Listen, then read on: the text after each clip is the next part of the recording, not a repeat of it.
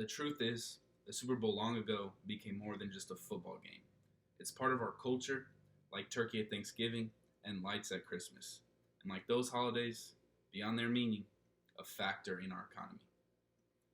Bob Schiffer said this, and I completely agree with him, because the Super Bowl has grown into an almost holiday with people calling off work on the next day. And I love the Super Bowl so much because I've watched sports my whole life, and I went to Super Bowl 46 when it was here in Indy. So today I'm going to talk about the history and marketing of the Super Bowl and how it has grown. But first, before I get into marketing, I want to tell you about the history of one of the biggest events in America. The simple definition is that the Super Bowls is the last game of the season of the National Football League, which is the highest league of football. It's the professional league. And it puts together the two best teams in the league. One team from the NFC, the National Football Conference, and one team from the AFC, the American Football Conference. And they fight and battle, and the winner gets the Lombardi Trophy, which looks like this. And they get to keep it forever. They make one every year. But the first Super Bowl was in 1967, and a ticket cost $12. And it did not sell out. And it is the only one to not sell out. I got those stats from history.com. But the first game was called the NFL vs. AFL World Championship game. And Lamar Hunt, after winning the fourth World Championship game, the Chiefs owner coined the phrase Super Bowl, and it stuck, and the rest is history. But by the 80s, the spectacle had picked up, and the event was growing tremendously with more people tuning in each year. But during the 80s and 90s, games weren't all that competitive.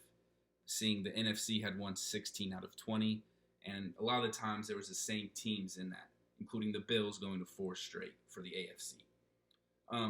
But in the late 90s and 2000s, games got more entertaining, and audiences picked up, and more people were getting interested. In 2000, Super Bowl 34, the Rams player tackled a Titans player at the 1-yard line, sealing the deal for the Rams to win it. If he would have got in, the Titans would have won it.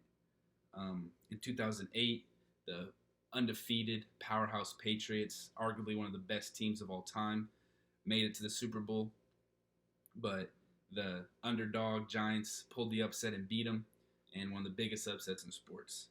In 2017, the Tom Brady and the Patriots were down 28-3 late in the third quarter, but Tom Brady did his thing and pulled off the biggest comeback in Super Bowl history and won the game in overtime. So over the years, Super Bowl has grown and has a bigger presence in society and in the culture, like Bob Schiffer has said.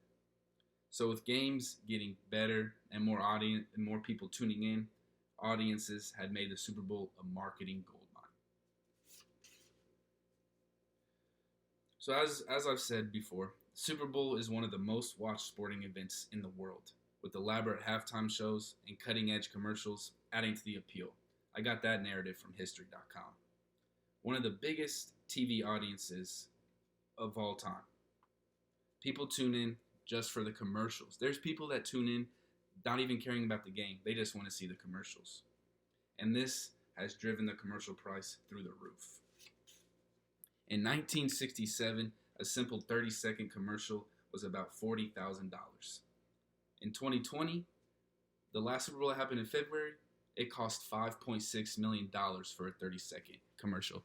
Let's look at this chart. How it was 40,000, simply 40,000, and it has just unreal. That has just grown to $5.6 million. Can you believe that? So I know it's kind of hard to see, but everybody wins in this situation. Obviously, the TV company gets paid, the NFL gets paid, but the product that is being advertised is seen by millions and millions of eyes. No, you will not have the opportunity to get that many eyes on your product. And now the halftime shows. The first few halftime shows were performed by marching bands, but that didn't make enough money, so money had to be made. So today, halftime gets turned into these full blown concerts with some of the biggest names in the music industry. And jokesters say on social media, Twitter, Facebook, that why is there a football game at this Beyonce concert? That is how big they make these concerts and halftime performances. So with the Super Bowl growing and making more money every year, there'll always be more opportunities for money to be made, more marketing opportunities.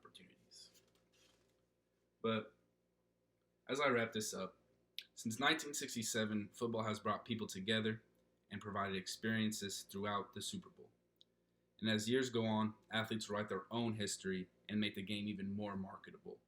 Just imagine that one day we'll see a commercial that probably costs $10 million.